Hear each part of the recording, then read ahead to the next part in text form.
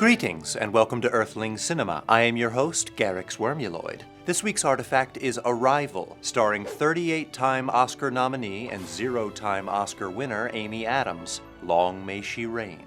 The film begins with an adult female taking care of her young daughter as she dies of one of Earth's many popular diseases. This adult is Louise, a linguistics professor at Human University. She's got a lot of papers to grade, but if a bunch of military guys show up and ask for her help, sure, yeah, the TA can just take care of it. Which is exactly what happens, on account of the alien spaceships that have plopped themselves down in different places all over planet Earth. 12 to be exact, a couple handfuls to be inexact. And because this random teacher is the best goddamn translator on the planet, it's up to her to figure out how to communicate with these a-holes. The A stands for arrival. Well, these arrival holes are called heptapods, and they look like big seven-fingered hands, or what all hands look like before circumcision. Louise quickly uses her translator powers to deduce that the heptapod language isn't spoken, it's written in circular air tattoos. Duh.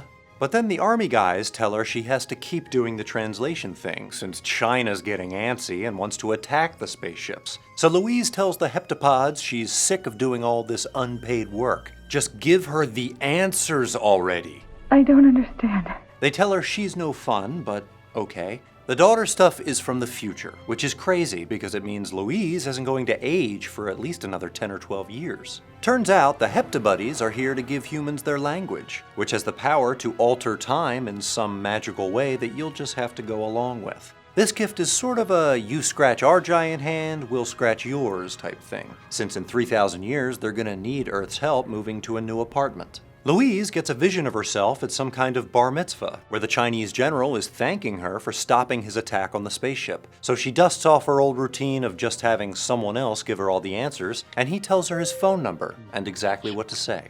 Back in the present, she plugs in all the info, and boom, peace is restored. Ian, the male lead, tells Louise he loves her in order to justify his presence on the mission. And even though she knows he's the future father of her dead daughter and will abandon her to go hang out with the Avengers, she can't pass up an opportunity for free sex. Arrival depicts humanity's response to a profound paradigm shift, which is also what I call my bowel movements. The heptapod arrival is an unprecedented event, and the human efforts to apply understood frameworks on the situation are predictably obtuse for a Class 12 species. 2 days. And already the public expects us to know the answers. The resulting confusion is exemplified visually when the humans enter the ship and try to throw a rave in a new, gnarlier form of gravity. The film causes viewers to share the character's disorientation by manipulating traditional aesthetics and structures of film. The heptapod viewing area is shaped like a Samsung Galaxy Note screen, or really, any screen. A visual motif that serves to remind us of the way we typically consume media. We expect movies that conform to certain architectures, such as a linear chronology and straightforward cinematography. We are so bound by time, by its order. And if it's a big blockbuster, we also expect Jeremy Renner to show up at some point to grab his check.